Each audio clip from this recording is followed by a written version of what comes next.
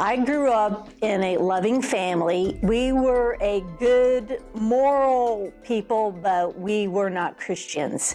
My mom and my brother and I went to church.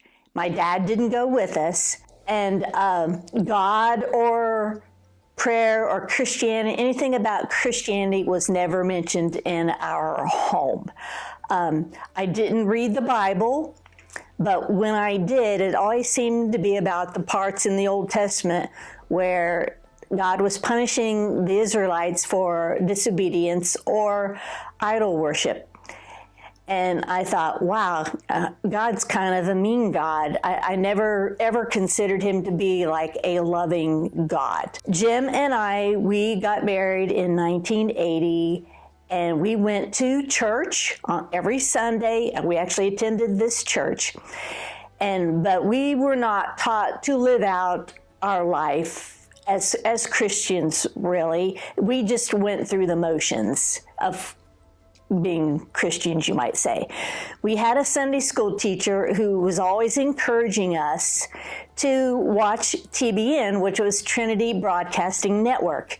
And I always thought to myself, why would I want to watch church on TV? Because I truly thought church was boring. Because I remember being at church and not really thinking I wasn't there to hear a message. I was there to be with my friends, not necessarily because I wanted to serve God or to be one of his children.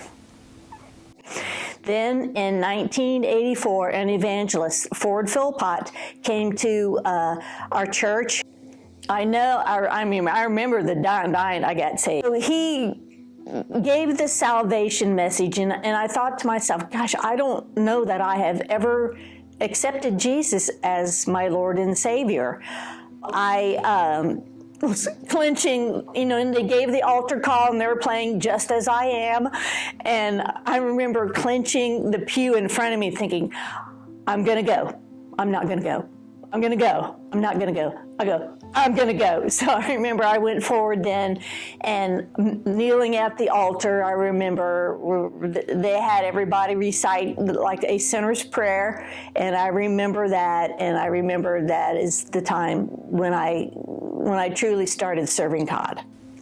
Okay, so after Jim and I got married, I had told you before that my dad didn't go to church when I was a young girl. But after we got married, I think my dad finally maybe realized maybe I should start going to church. So when I got saved on that night in February of 1984, my mom and my dad and my brother were also attending the same church that Jim and I were attending. And my whole family got saved that same night that I was saved.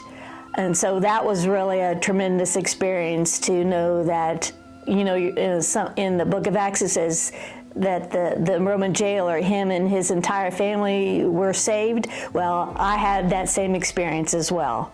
The decision I made that night to make Jesus my Lord and Savior has been the greatest decision I have ever made in my life.